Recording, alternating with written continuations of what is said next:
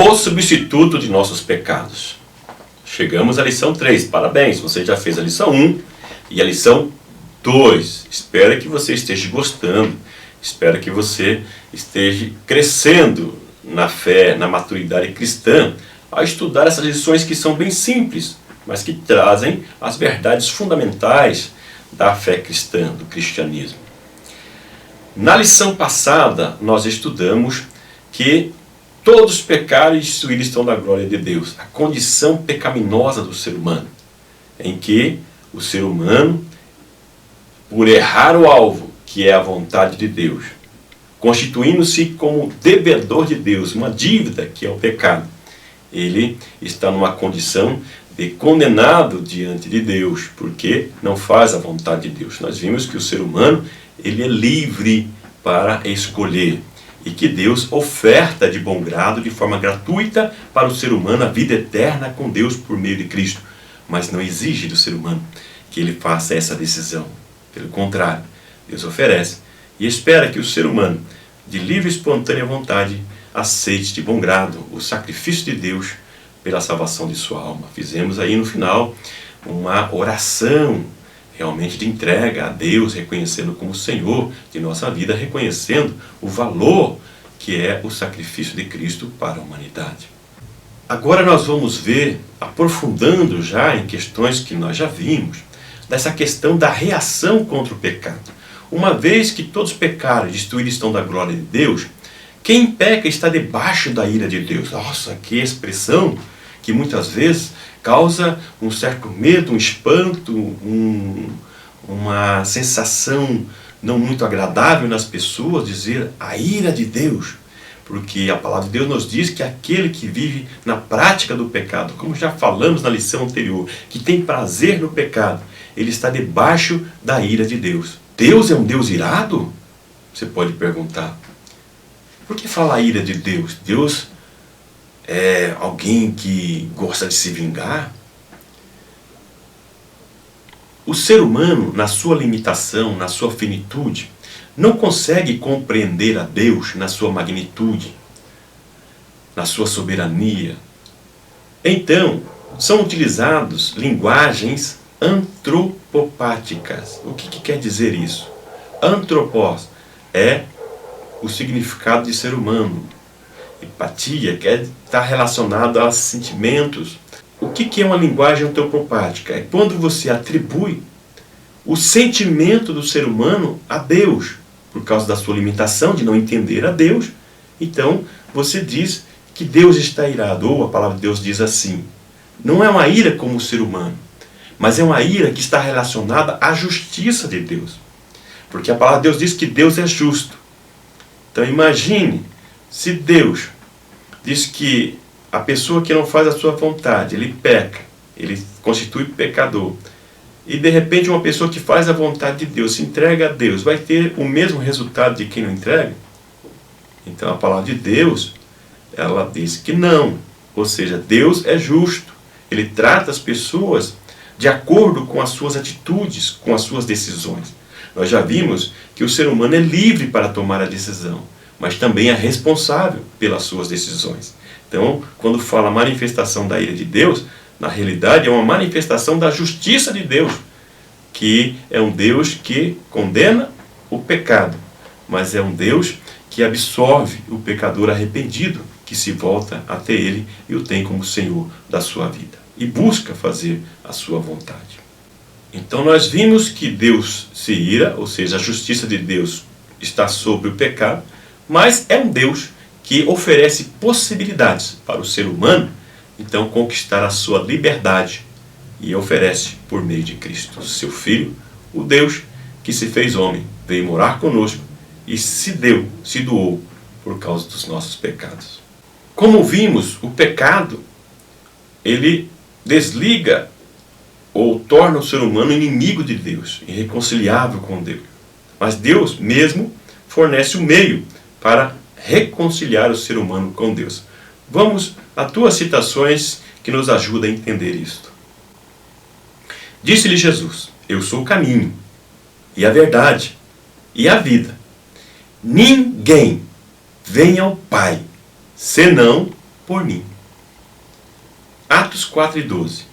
E em nenhum outro há salvação, porque também debaixo do céu nenhum outro nome há, dado entre os homens, pelo qual devamos ser salvos. Então esses versos, primeiro verso, verso 6 do capítulo 14 de João, e também Atos 4:12, que eu incluo além do que tem na revista, que não cita esse versículo, mas nós vemos aí de forma explícita, clara, dizendo que Jesus é o único caminho, ele é o caminho, um artigo definido, ele é o caminho. E Atos 4:12 diz que não há nenhum outro nome pelo qual o ser humano pode ser reconciliado com Deus. Então não existe outra alternativa segundo a Escritura, segundo a Bíblia Sagrada. Se você tem a Bíblia como a palavra de Deus, esta é a palavra de Deus, que Jesus é o meio que você tem de reconciliar com Deus. E é o Espírito Santo que nos convence do nosso pecado, da justiça de Deus, e que nos leva até Jesus. Então, se nós recusamos o único meio de salvação, que é Jesus Cristo, o que nos resta? Mas Deus apresenta, então, Jesus como o único caminho, a forma de você chegar até Deus. Por isso que nós, os cristãos, então, levantamos a bandeira de que só Jesus Cristo salva, que Jesus é o caminho para se chegar a Deus. Jesus é o caminho da vida eterna. Jesus Cristo, então, é o meio. E a comunhão com Deus somente é restabelecida por meio do sacrifício de Cristo. João Batista, que já citamos como precursor de Jesus Cristo, também apontou para essa qualidade de Jesus quando ele estava batizando e vê Jesus se aproximando dele. Vamos ver as citações bíblicas que nos falam sobre isso? 1 a Pedro 2:24 diz o seguinte: Ele mesmo levou em seu corpo os nossos pecados sobre o madeiro, a fim de que morrêssemos para os nossos pecados e vivêssemos para a justiça. Por suas feridas vocês foram sarados. João 1:29. No dia seguinte, viu João a Jesus, que vinha para ele, e disse: Eis o Cordeiro de Deus, que tira o pecado do mundo. Então nós vemos nesses dois textos que Jesus, quando ele se faz sacrifício por nós, como diz também lá no profeta Isaías, que no Novo Testamento faz uma releitura e atribui a Jesus, os nossos pecados estavam sobre ele.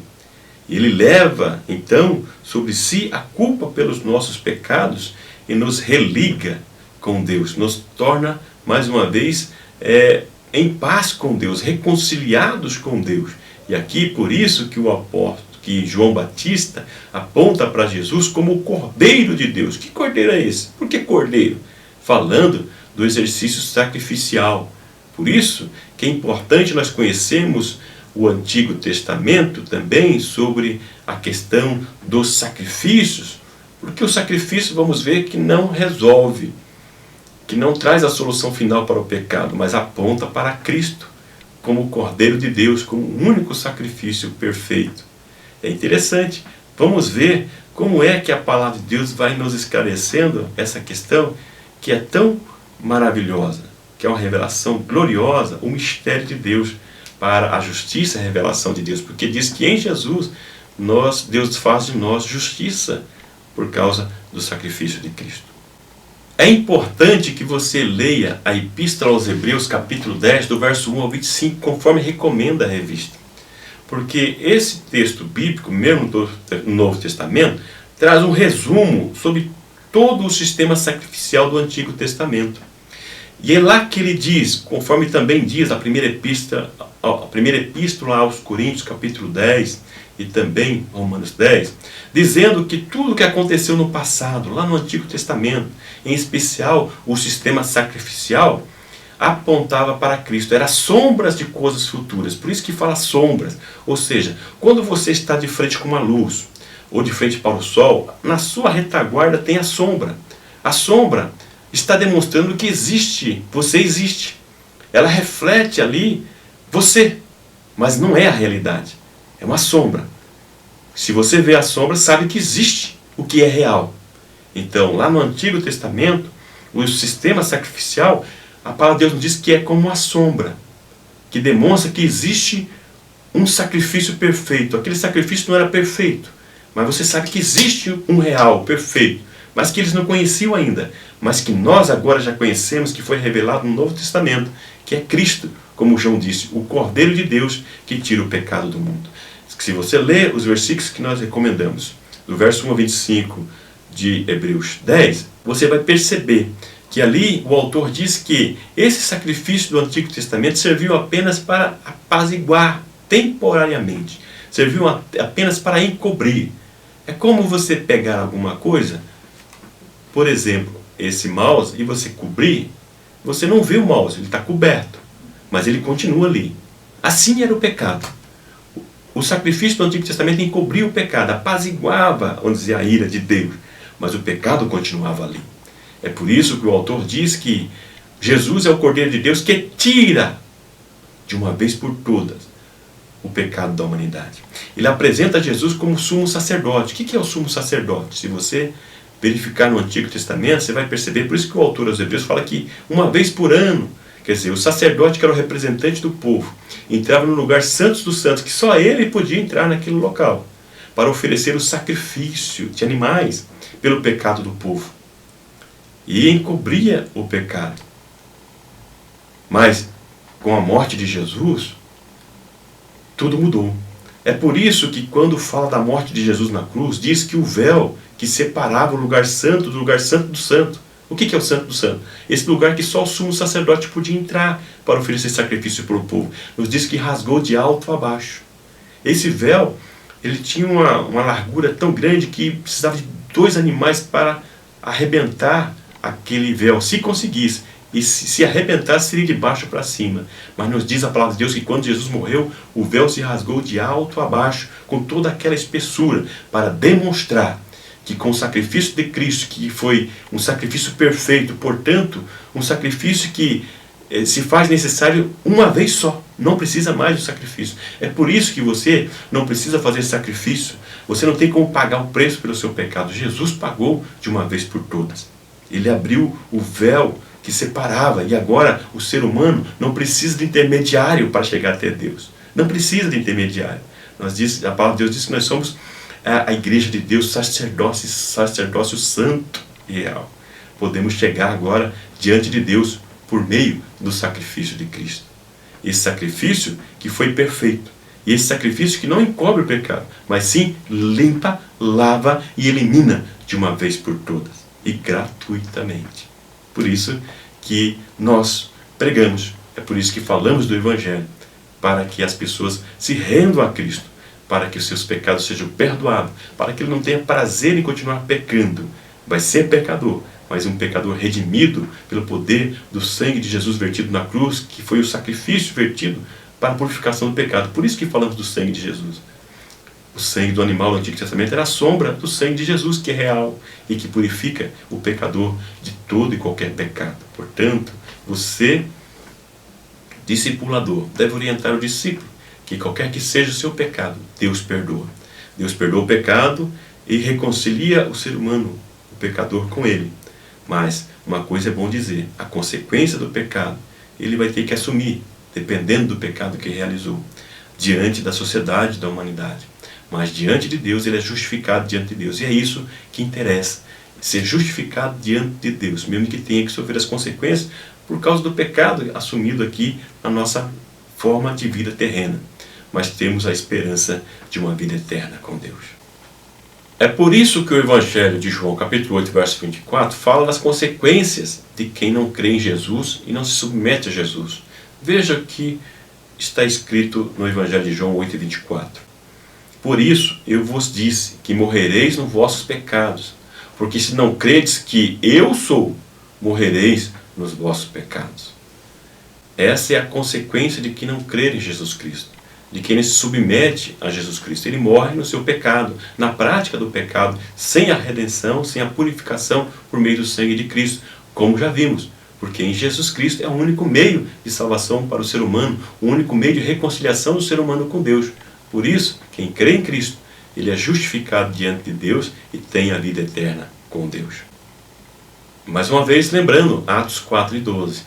Só existe um único nome Só existe um único mediador entre Deus e o ser humano para ser justificado: Jesus Cristo, o Filho de Deus, que se fez homem, que se fez ser humano e morreu em nosso lugar na cruz para pagar o preço dos nossos pecados. Agora é o momento de você, como discipulador, levar o seu discípulo a orar com as suas próprias palavras. Uma vez reconhecendo todo o sistema sacrificial do Antigo Testamento e como Cristo superou tudo isso, e como somos redimidos pelo sangue de Cristo, e como temos essa liberdade em Cristo Jesus e a esperança da vida eterna com Deus, sermos gratos por Deus por tudo isso. E levar o seu discípulo a orar com suas próprias palavras, do jeito que eu explicando, para ele falar como nós conversamos, falamos um com o outro, falar com Deus. Ser grato a Deus já pela confissão que foi feita na lição 2, pelas bênçãos já divinas na sua vida, pela misericórdia de Deus, e pedir a Deus que continue abençoando e dando a ele força para continuar na sua caminhada. Agora é o momento de você conferir as perguntas da revista e tirar as dúvidas do seu discípulo. Está vendo como não é tão difícil assim? E está vendo como palavras simples, mas que traz verdades muito grandes do Evangelho, verdades que é bom a gente relembrar, que nós precisamos relembrar sempre desse amor de Deus para a nossa vida e do privilégio que temos de sermos servos de Jesus Cristo. Espero que você esteja gostando. Continue firme nessa empreitada. Seja verdadeiro discipulador e não pare, porque a recompensa vem de Deus para a sua vida. Que Deus continue abençoando você. Que o grande e infinito amor de Deus, que a graça e a paz do nosso Senhor e Salvador Jesus Cristo, que a comunhão e a consolação do Espírito Santo esteja com você hoje e sempre. As próximas lições estão aí com nossos parceiros, companheiros do Departamento de Discipulado. Uma boa aula para você. Continue firme. Você é discipulador, você que é discípulo, talvez esteja nos ouvindo. Continue firme nos seus estudos. Amém.